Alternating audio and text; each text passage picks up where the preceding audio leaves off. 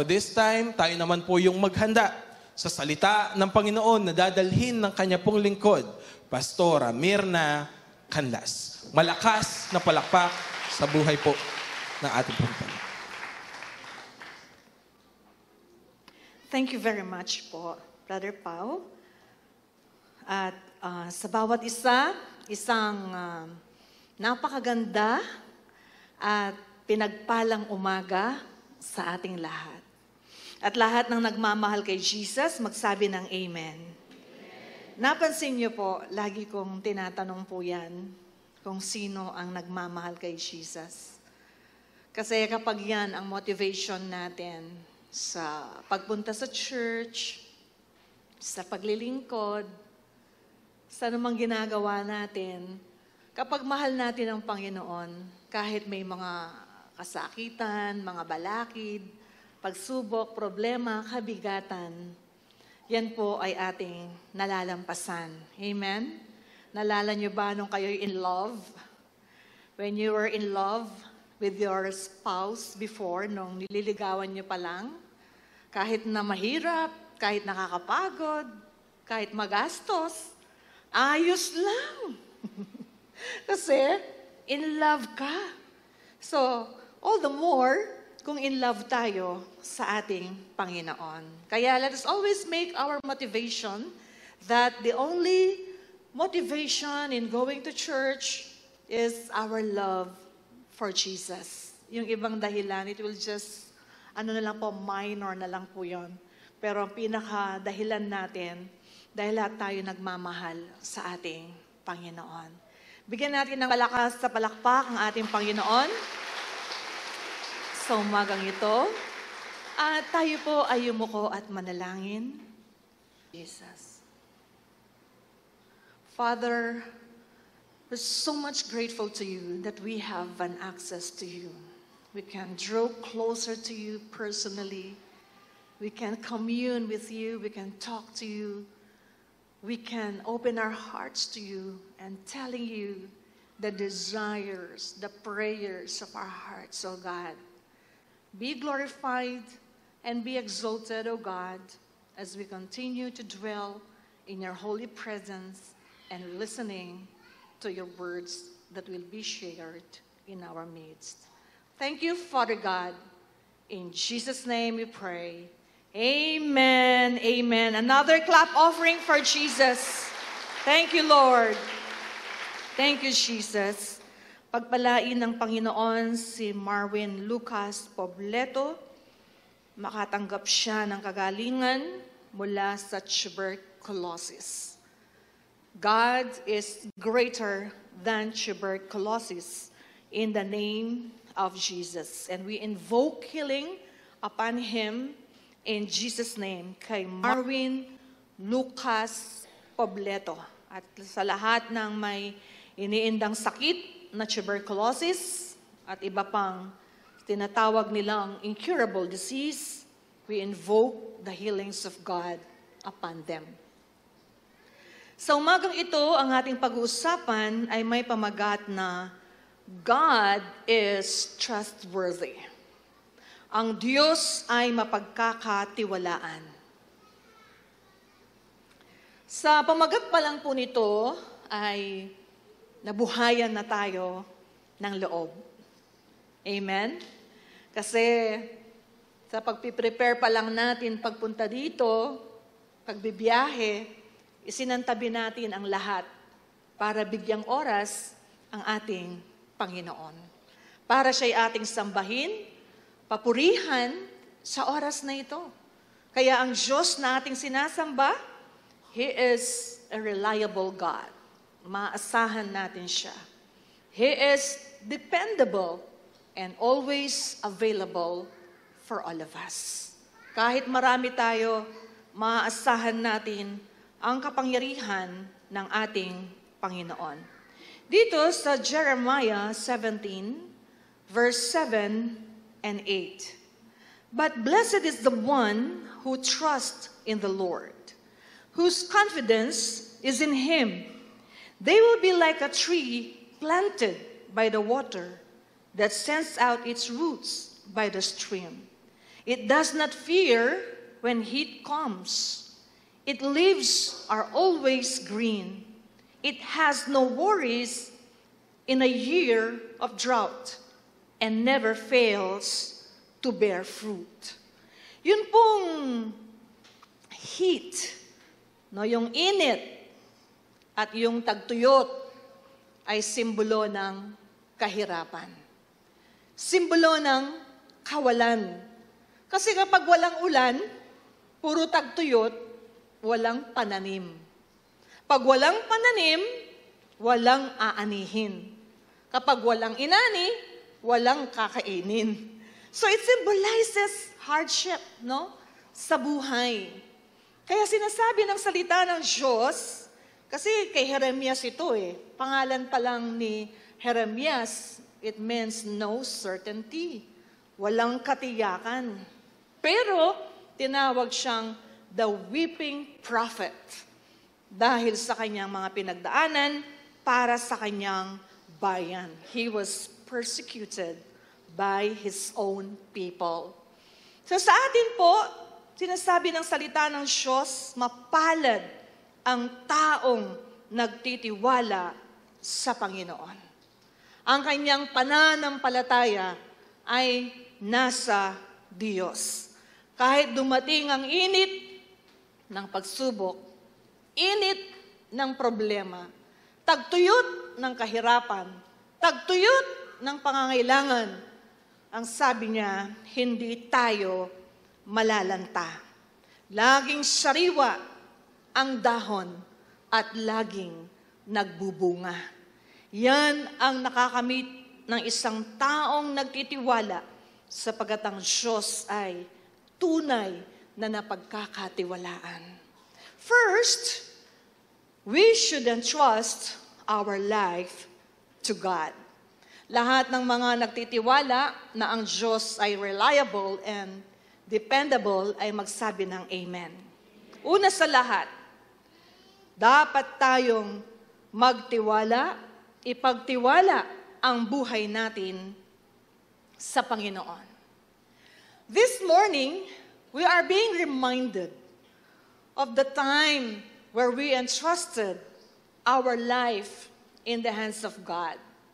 Sa pagpiprepare ko ng mensaheng ito, inisip ko, way back, bago ako pumasok sa isang fraternity, because I was high school student then, that was December 20, 1986. Dapat po, mag-undergo na ako ng hazing as a way of entering sa isang fraternity sa aming paaralan.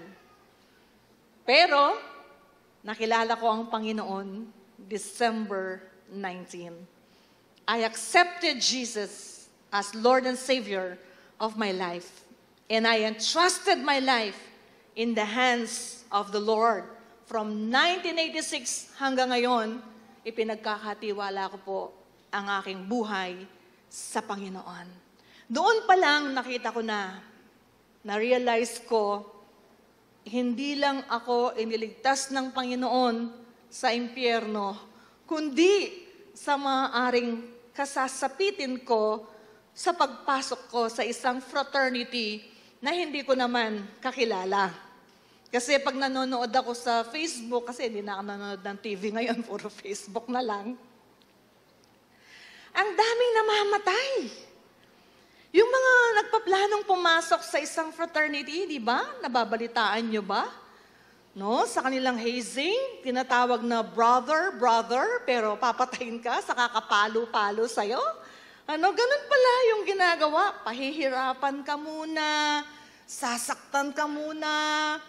Kung minsan o madalas, marami yung nakikitilang buhay dahil sa sobrang pananakit ng mga tinatawag na mga brother nila. So na-realize ko, niligtas ako ng ating Panginoon. Tayo pong lahat, mga kapatid, nung ipinagtiwala ninyo ang buhay ninyo kay Jesus, naranasan po ninyo ang pag-iingat ng Diyos sa inyong mga buhay. Dito po sa passage na binasa natin, it is guaranteed that we are protected by God from all harm. Dahil ang tinutukoy niya, tag-init, tagtuyot, na pwedeng magdala ng kapahamakan sa buhay ng isang tao. It is guaranteed that God is protecting us from all sicknesses, sa lahat ng uri ng karamdaman. Sino dito ang naging born again? Nagtiwala sa Panginoon, ibinigay ang buhay mo, pinagtiwala mo ang buhay mo, pero hindi ka na nagkasakit simula nung araw na yon. Ni walang sakit ng ulo, walang niindang pain. Meron ba dito na nung tinanggap mo si Lord, di ka na nagkasakit kahit minsan, kahit sakit lang ng ulo? I think no one will raise up hands this morning. Dahil kahit tinanggap na natin si Jesus, nakakaranas pa rin tayo ng mga sakit at karamdaman. Huwag mong sabihin napaka-matured mo. No, pastor ka na, lingkod ka na ng Panginoon, hindi ka na makakaranas ng karamdaman, ng sakit, ng problema, pagsubok, pangangailangan. Wala pong ipinangakong ganyan ang Panginoon sa kanyang mga salita. It doesn't mean na wala ng problema. Nandyan pa rin po. Pero anong sabi ng Panginoon sa Exodus 15:26? For I am the Lord that healeth thee. Ako ang Panginoon na magpapagaling o nagpapagaling sa iyo. So, ibig sabihin, may tendency na tayo ay magkaroon ng karamdaman, ng sakit sa ating katawan. Pero ang pangako ng Panginoon, kung magkaroon ka man ng sakit, ikaw ay aking pagagalingin. At lahat ng nakaranas ng kagalingan, magsabi ng Amen. Exodus 23:25, and I will take sickness away from the midst of you. So there is the existence of sicknesses and diseases among us in our midst. Mayroong mga sakit, may mga karamdaman. We are still living in this fallen world and subjected pa rin sa karamdaman, yung ating mga katawan. Pero anong pangako ng Panginoon? Aalisin ko ang karamdaman sa iyong lupang katawan.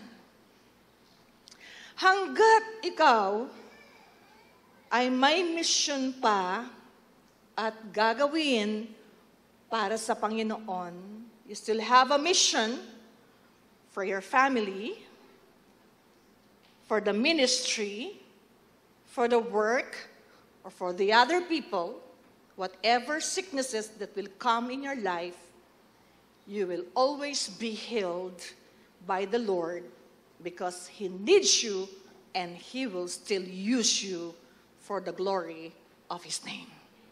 Amen? Kahit ano man yan, pag dumating sa buhay mo yan, ang sabi ng Panginoon, I will heal you and I will take away from the sicknesses from midst of you. And Psalm 30 verse 2, O Lord my God, I cried out to you, and you have healed me. Diba pag may sakit tayo, we are praying, we are crying in the presence of God. At nandoon, ibinibigay niya ang ating mga kagalingan. Sa mga hindi pa nakakaalam, at walang sawa akong nagsishare what the Lord had done in our lives. Yung mister ko po, sobrang masipag at nagnenegosyo. Isang araw, umuulan, may bit-bit siyang gamit para sa business, nadulas po siya, tinamaan ang kanyang spine. Kaya may tamong dalas ng dalas. Lalo na rin matuwanak yan yung kalupa ko. Ingat-ingat. Huwag yung takbo ng takbo, bilis ng bilis. No? Be careful. It is our part to be careful and take good care of ourselves. Amen po? Madulas, di niya nakita. Ganon. Tinamaan ang kanyang spinal cord. Nagkaroon siya ng tinatawag na slip disc. Hindi na siya makatayo. He was just crawling. Gumagapang na lang po siya. And the only comforting position ay yung nakahiga siya ng flat sa sahig at konting taas lang ng unan. Dahil di na siya makalakad, nagpa-check up po kami, sinamahan ko siya, at ang sabi ng doktor, kailangan maoperahan siya at ang bayad ay 100,000. Nung sinabi na yon, sabi ko, Dok, makakalakad ba yung mister ko kung maoperahan po siya? Sabi niya, yan ang hindi ko magagaransya sa inyo. Pwede siyang hindi na makalakad or pwede siyang makalakad. So habang kami nag-uusap, bigla akong naalala yung aking teacher ng grade 3, naoperahan din siya ng ganyan. Ang resulta, hindi na po nakalakad, naka-wheelchair na lang siya the rest of her life. Kaya nung nag-usap kami mag-asawa, oh dear, narinig mo ang doktor. Nagbabayad tayo ng 100,000, maoperahan ka, pero walang assurance na muli kang makakalakad. Gusto mo pa bang maopera? Sabi niya, ayokong magpa-opera. Ako rin, sabi ko, ang mahal-mahal na, hindi pa sigurado. Parang nagtatapon ka lang ng pera.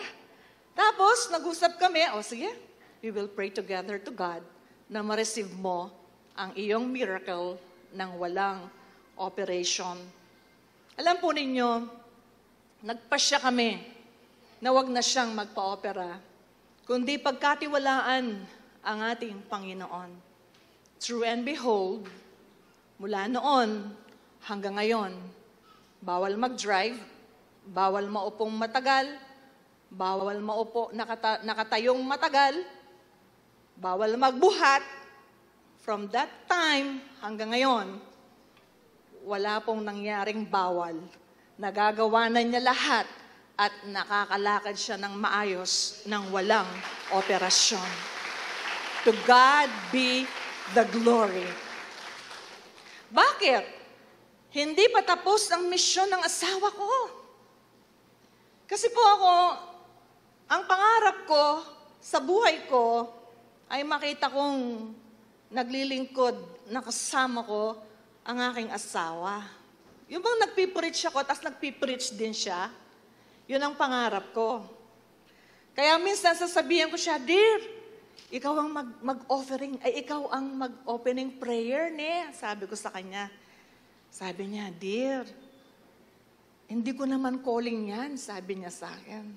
Hanggang negosyo lang ako, susuportahan kita kahit saan. Huwag mo lang akong patatayuin, sabi niya.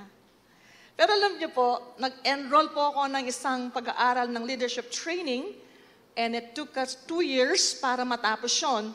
Wala siyang kaalam-alam, in-enroll ko siya. Siyempre, naka-enroll na, nakapagbayad na, hindi na siya makaka-atras. Tinapos po naming dalawa yun, yung leadership training. Tapos yung Purpose-Driven Church, tinapos din niya ng buo yun, no, sa outreach. Tapos meron din po kaming online Bible school. Yung mga Inglesero lahat, mga foreigner lahat ang teacher namin, pero nakadub siya ng Tagalog. So, in-enroll ko din siya doon. No, tinapos namin yun. Yun pala, no bandang huli, sabi ko, Dear, ilid mo naman yung mga lalaki kasi mas naiintindihan ng lalaki ang kanyang kapwa lalaki. Ako ang maglilid ng mga babae. Alam po ninyo, noon, Dear, hindi ako tinawag dyan. Negosyante lang talaga ako. Susuportahan ko ang gawain ng Panginoon. Pero alam po ninyo, nagkaroon ng breakthrough sa buhay niya. Ngayon, kasama ko na po siyang nagpapastor. Siya pa yung nagpapastor sa Minalin. Purihin natin ang Panginoon. Napakabuti ng Diyos. To God be the glory. Palakpakan natin ang ating Panginoon. Bakit? Dahil hindi pa tayo tapos na magmisyon sa mundong ito. Amen? May work ka pa para sa pamilya mo, para sa kamag-anak mo, para sa mga nagtatrabaho mo, para sa ibang tao, para sa ministeryo. Walang nabubuhay para sa sarili lamang. Tayo nabubuhay para sa Diyos at para sa iba, sa karangalan ng ating Panginoon. Sicknesses are just instruments by God to manifest His awesome presence and His unshakable power. Ang mga karamdaman ay kasangkapan lang ng Diyos upang iparanas sa atin ang kanyang kamangha-manghang presensya at di natitinag na kapangyarihan. Kaya kung meron tayong sakit, karamdaman, it is an opportunity for all of us to experience the awesome presence of God and the unshakable power of God in our lives. Kaya wag tayong ma-depress, wag magmukmok, wag malungkot, wag mawalan ng pag-asa. Paniwalaan mo, mapagkakatiwalaan ang ating Panginoon. Palakpakan natin si Jesus. Claim your healing this morning in Jesus' name. And it is a guaranteed that we are protected from all temptations. 1 Corinthians 10:13, no temptation has overtaken you that is not common to man. God is faithful and He will not let you be tempted beyond your ability. So tayo po protektahan ng Panginoon sa mga tukso sa ating mga buhay. Alam niyo kung minsan pagising mo pa lang sa umaga, may tukso ng parang ayaw mo nang bumangon. Parang ayaw mong tumayo. Parang ayaw mong harapin ang araw na yan. Sa dami ng problema, sa dami ng pagsubok, minsan may tuksong magpadala, no? To be carried away, to be influenced by the lies and deception of the enemy in your life. The enemy will use your ugly situation to sow doubt in your heart. He will begin to question the love of God for you. He will begin to question your importance to God, the goodness of God, the faithfulness of God. Kaya pag di ka nagbabantay, pwede kang madala sa panlilinlang ng kaaway para matukso kanyang maging malungkot, mawalan ng pananampalataya, maawa sa iyong sarili, mawalan ng gana sa buhay, at maging matamlay ang iyong buhay. Noong pandemic, dahil hindi mo na alam kung anong mangyayari, alam po ninyo, meron po kaming pera, hindi naman ganong karamihan, pero ang ginawa po namin, senior na po namin, no? Sa family, sa relatives ko, bigay po kami ng mga relief goods. Sa relatives ng asawa ko, ganun din po. Then sa mga kapitbahay namin, magkabila, isang compound, mga 65 families siguro yun kasi nagpapalista ako ng pangalan. At mga kapatiran sa church. All of a sudden, nung tignan ko po yung aming bank account, wala na pala pera. Maintaining balance na lang ang natira. Ano? Nasa kusina ako noon, nung makita ko yon, malapit nang magbayad ng kuryente, ng tubig, ng internet, at bumili ng bigas, ng pagkain. Hindi masyadong magastos noon kasi nasa bahay ka lang. Pero kailangan mo pa rin ang kuryente, ang tubig, ang internet.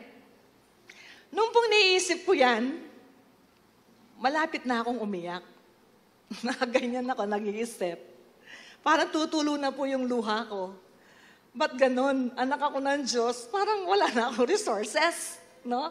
Alam niyo po, temptation ng kaaway na malugmok, malungkot, mawalan ng pag-asa, Pero naisip ko, sabi ko na naman, ba't ko ba iniisip ito?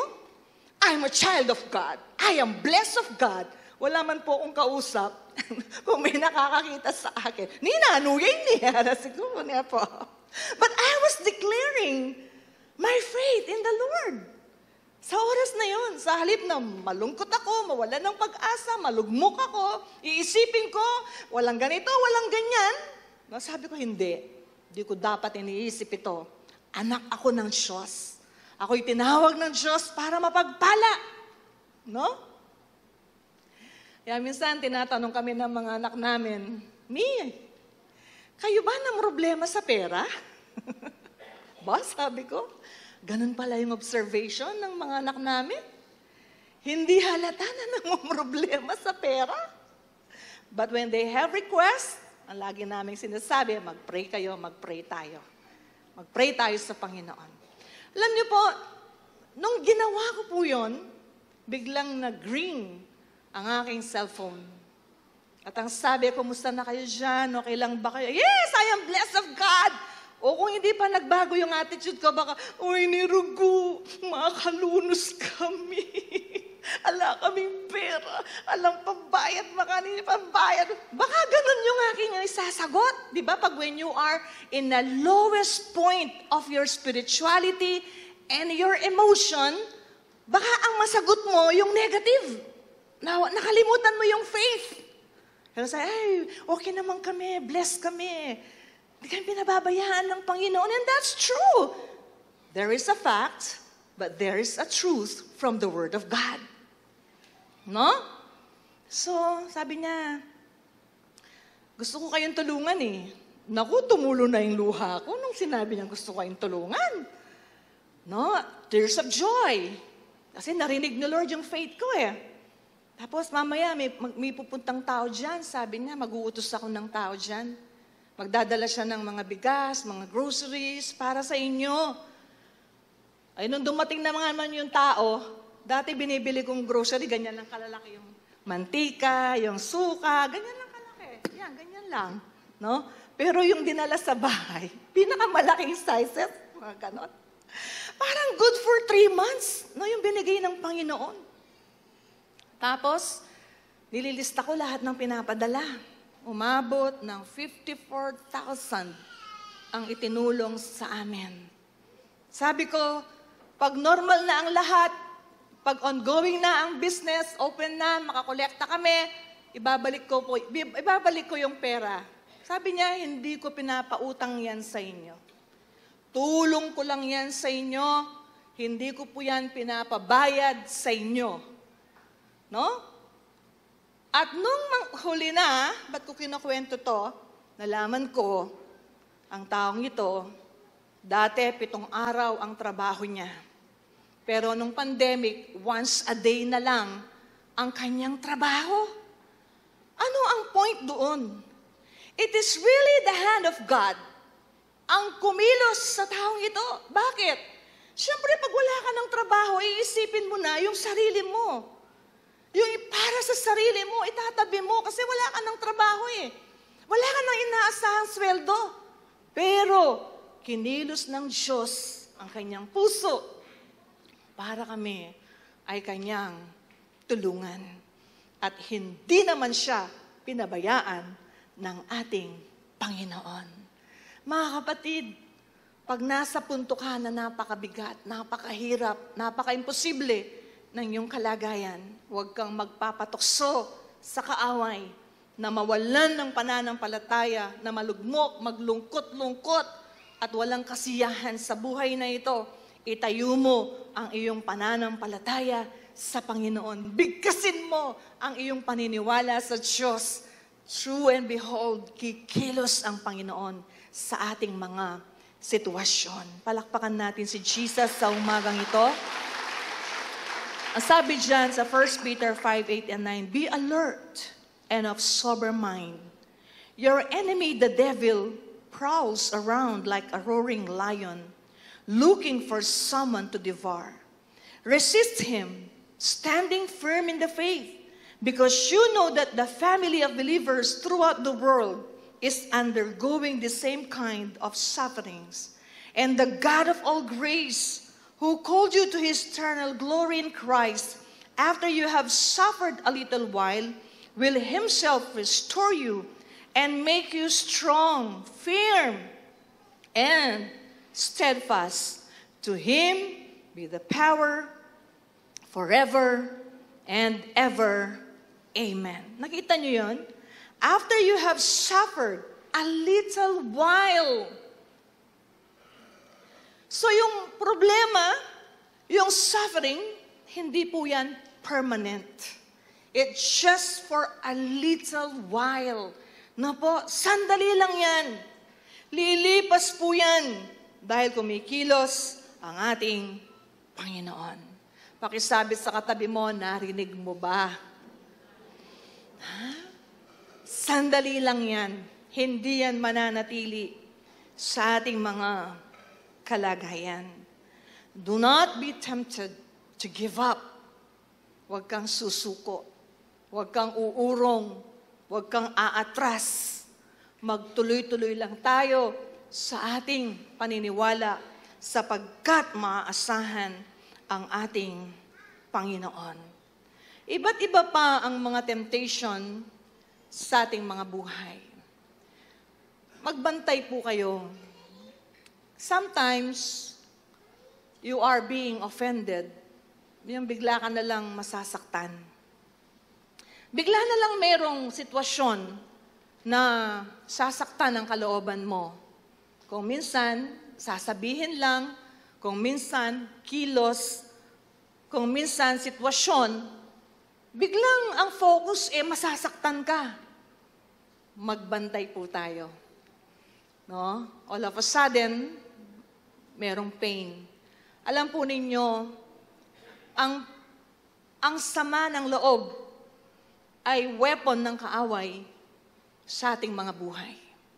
Ako napansin ko, talagang consistently, kapag may mananakit ng aming kaloobang mag-asawa, nagbabantay po kami. Lagi kaming nag-uusap, huwag tayong paapekto. Hindi tayo masasaktan, hindi tayo magdadamdam, hindi tayo maghihinanakit. Bakit? Dahil may paparating na blessing sa buhay natin. True and behold, pag pinatulan mo yung nananakit ng kalooban mo dahil sa sinabi niya, dahil sa kinilos niya, dahil sa ginawa niya, dahil sa desisyon niya, no? Kahit sa mga anak namin, mga kapatid, kamag-anak, kaibigan, pag meron ng offense na gustong pumasok sa aming mga puso, nagbabantay po kami, nananalangin sa Diyos na hindi mapasukan ng hurt feelings, ng sour feelings, ng bitterness, ng unforgiveness, itang tetema ka, itang mga ganon, no? Magbantay po tayo dahil nakita ko, meron palang paparating na blessing mismo sa aming pamilya na kapag pinatulan mo yung offense, hindi makakarating. Dahil hadlang yon, weapon yon ng kaaway sa ating mga buhay. Kaya hindi maganda yung merong destroyed, broken relationship sa ating kapwa dahil sa mga offense na yan. Huwag tayong magpapatukso sa kaaway na magdala ng sama ng loob, ng bitterness, no, sa ating mga puso dahil mahahadlangan ang paparating na pagpapala ng Diyos sa ating mga buhay. Another thing, God gave us the guarantee that He will protect us from poverty. Tayo iingatan niya sa kahirapan. Yung verse na binasa natin, yan po ang guarantee na tayo ay kanyang iingatan sa kahirapan. Kasi sabi niya, kahit mainit, sariwa pa rin ang dahon eh. Kahit tagtuyot, nagbubunga pa rin eh. Ano? So, we are destined to be blessed. Itinakda po tayo ng Diyos para mapagpala. Kaya ang kahirapan mo ngayon, dadaan lang yan. Amen? Meron ka bang nararanasan na kahirapan, kawalan, kakulangan? Dadaan lang po yan. Mas na-appreciate ko din yung nakalasap tayo ng kahirapan. Dahil pag nakalasap ka ng kahirapan, the more you become dependent on God. And you become humble. Nagiging mababa ang ating kalooban. Nagiging compassionate tayo. Nagiging maawain tayo sa ating kapwa. Bakit? Galing ka doon eh. Amen? Alam mo kung paano yung mawalan ng pera. Alam mo kung paano yung may utang. Alam mo kung paano yung walang pambayad ng kuryente, pambayad ng tubig, pambili ng pagkain, pambayad ng tuition fee. Nakaka-relate ka. Nararamdaman mo yung nararamdaman ng iyong kapwa kasi dinaanan mo yon. Amen po ba? Kasi ang tendency, kung puro yaman na lang, hindi ka dumaan ng kahirapan, ang tendency, pwede kang maging proud, mapagmalaki. Pwede ka rin maging matapobre. Pwede ka rin maging walang pakialam sa mga nangangailangan. Kahit meron ka, sasabihin mo, wala akong pakialam dyan, ba't di siya magtrabaho? Di ko tutulungan yan, ba't di siya magsikap? No? Minsan, ganun ang pwedeng lumabas sa ating mga bibig. Lalo na kapag may nagpapatulong sa atin. Nagiging matigas ang ating leeg. Nagiging kalos ang ating puso. Nawawalan tayo ng puso para tumulong ng malasakit sa ating kapwa. Pero syempre, hindi naman lahat. Kasi may mga yumaman, may mga mayayaman na talaga, na biglang nakakilala sa ating Panginoon. Na sila ay nakapag-aral ng salita ng Diyos at kanilang ina-apply yung tinuturo ng salita ng Panginoon. Pero sa karamihan sa atin na nakakaranas ng kahirapan, kung minsan pang gasolina man ay wala, pambili ng bigas ay wala, pamasahe ay wala. Alam po ninyo, ayos lang yan. Pakisabi sa katabi mo, ayos lang yan. Huwag mong ikakahiya ang kahirapan mo. Amen po ba? Huwag mong ikakahiya na wala kang pera. Pero hindi ka mananatiling walang pera. Huwag mong ikakahiya na dumanas ka no isang araw, wala kang pambili ng bigas, wala kang pambayad, wala kang ganito, wala kang ganyan. Okay lang po yan. Dahil magagamit mo ang mga karanasang yan kung paano ka pinagpala at itinaas ng Diyos ang buhay mo sa mundong ito. No? Alam po ninyo, pag nag-grow ka kay Lord, walang pera, may pera, masaya ka sa Panginoon. Palakpakan natin si Jesus, no? 3 John 2, Dear friend, I pray that you may enjoy good health, that all may go well with you, even as your soul is getting along well. So nilagay ko dyan, when being tested, and there is a trial, the Word of God says in Jeremiah 29, verse 11, For I know the plans I have for you, declares the Lord, plans to prosper you and not to harm you, plans to give you hope and a future. Kaya naglagay ako dyan, gumawa ako ng isang quotation, sabi ko, your bad situation now cannot change nor distort the good plans of God for your life. Ang iyong masamang kalagayan ngayon ay hindi makapagbabago o makakasira sa mabubuting plano ng Diyos para sa iyo. At ang sabi niya sa Isaiah 43 verse 2, When you pass through the waters, I will be with you. When you pass through the rivers, they will not sweep over you. When you walk through the fire, you will not be burned. The flames will not set you ablaze. Dumaan man ako sa ilog, di ako malulunod. Dumaan man ako sa apoy, di ako masusunog. Sama natin ang Diyos. Yung palang kantang yan, galing dito, kapatid. Kaya kung meron pong river sa buhay mo na pagsubok, lumalakad ka sa apoy ng pagsubok, hindi ka malulunod, hindi ka masusunog, hindi ka mapapahamak, kasama mo ang Diyos. There is also a guarantee that God will protect us from eternal suffering in hell. John 3:15-16, that everyone who believes may have eternal life in Him. For God so loved the world that He gave His one and only Son, that whoever believes in Him shall not perish, but have eternal life. For God did not send His Son into the world to condemn the world, but to save the world through Him. Whoever believes in Him is not condemned, but whoever does not believe stands condemned already, because they have not believed in the name of God's one and only Son. Napakaganda po niyan, no? And then 1 John 5:11 and 12, malaking tulong po sa akin ang mga verse na to. And this is the testimony that God has given us eternal life. And this life is in His Son. Whoever has the Son has life. Whoever does not have the Son of God does not have life. Matindi po ang mga verses na to. Ito yung breakthrough sa buhay ko noong 1986. Bakit? Na-depress po ako noon. Wala mang nakakaalam, no? Ako lang yatang nakakaalam. Hindi ko naman sinasabi. Paghapon na, tatayo ko sa pintuan ng bahay namin. Nakaganyan ako. Iiyak na ako niyan. Ano iniiyakan ko?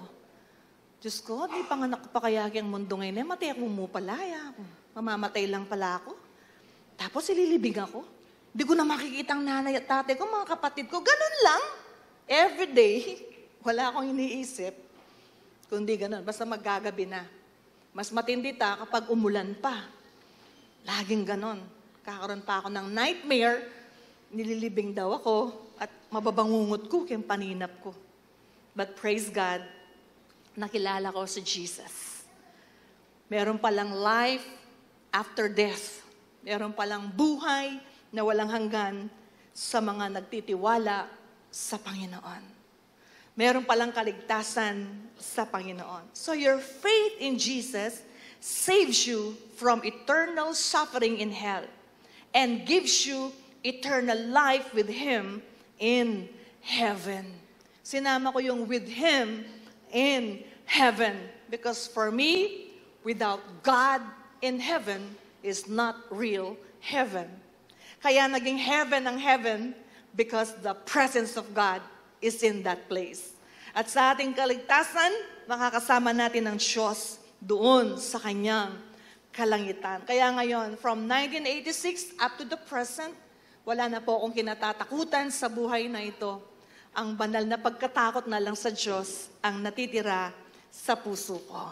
At purihin ng Panginoon, tinulungan niya po ako dahil nagtiwala ako sa Kanya at ipinagtiwala ko ang aking buhay sa Kanya. When we believe in God, yan po ang ating matatamasa. Pinagkatiwalaan natin siya. Isa pa, we entrust our endeavor to God. Pag sinabing endeavor, yun yung ating expectation, yung ating pangarap, yung tinatrabaho natin para ating makamit, makuha sa buhay. Hindi tayo tumitigil. Ano po? Ano sabi ng salita ng Diyos? Trust in the Lord with all your heart. Lean not on your own understanding. In all your ways, submit to Him, and He will make your path straight. Do not be wise in your own eyes. Fear the Lord and shun evil.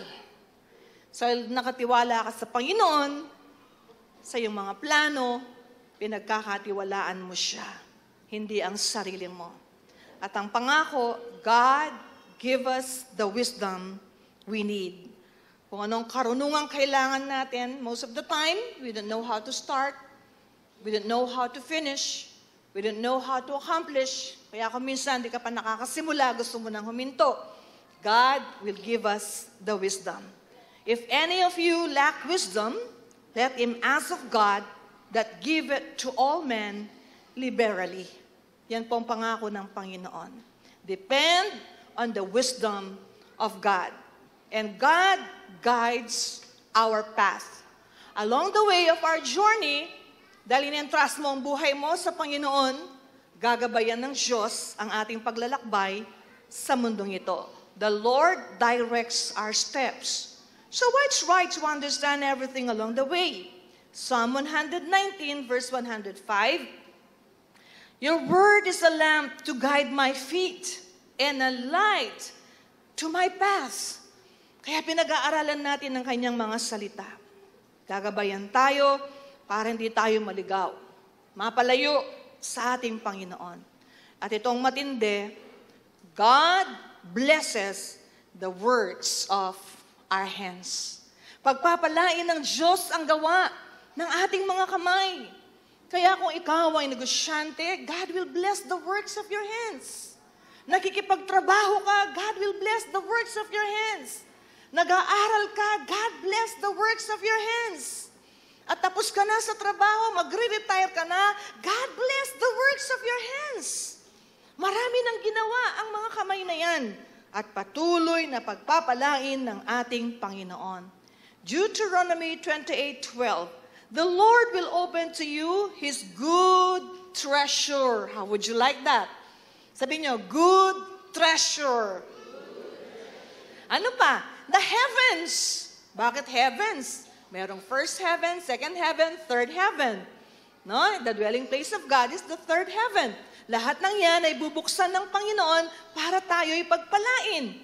And give the rain to your land and its season, and to bless all the work of your hand. So lahat ng ginagawa ng kamay mo, nagsisipag ka, nagtsatsaga ka, nag-extra effort ka, nagsasacrifice ka, nagsusunog ka ng kilay. You do your part. Ginagawa mo yung part mo. Tapos nananalangin ka, nagtitiwala ka sa Diyos, ang pangako, He will bless the work of your hand. Iaangat ka ng ating Panginoon. Hindi ka mananatiling ganyan na kalagayan. If you want more, di ba? Mayaman ka na, gusto mo pang yumaman, gagawin ni Lord yan. May kulang sa buhay mo, pupunuin yan ng Panginoon. Puno na, mag-uumapaw pa yan. Dahil ang Diyos ang mag-aapaw ng iyong mga sisidlan. Amen? Huwag mong tuldukan ng Panginoon sa buhay mo. Because our God is dependable, reliable, trustworthy. He can do it more than you could imagine. More than you could expect. Gagawin niya ng Panginoon. Huwag mong sabihin, ganito lang ang negosyo ko eh. Ganito lang ang trabaho ko eh. Ganito lang ang kalagayan ko eh. Hindi po. Diyan pumapasok ang pagkilos at paggawa ng Diyos sa ating mga buhay. Hindi pa yan. Sabi nga, the best is yet to come. Amen? Sa Panginoon. Huwag mo, nang panyabyan ng pastora, kaya imposible naman yatang mangyari ka na ako yan. Naku, huwag mong kontrahin ang salita ng Diyos. Huwag kang mag-alala, huwag kang matakot, huwag kang magduda. Paniwalaan mo na pagpapalain ng Diyos ang gawa ng iyong mga kamay. Walang sayang sa ginagawa mo para sa Panginoon, para sa pamilya mo, para sa mga kapatid mo, para sa mga kaibigan mo, para sa opisina ninyo, para sa negosyo, para sa ministeryo. Lahat ng yan ay pinagkatiwala ng Diyos sa bawat isa sa atin. Sa ating conclusion, whatever we entrusted in the hands of God, He protects, He prospers, and He blesses. Tayo po'y manalangin. Sa ating pananalangin, una, i-reaffirm natin ang ipagtiwala ang buhay natin sa Panginoon. Meron kang ipinagtitiwala sa Panginoon.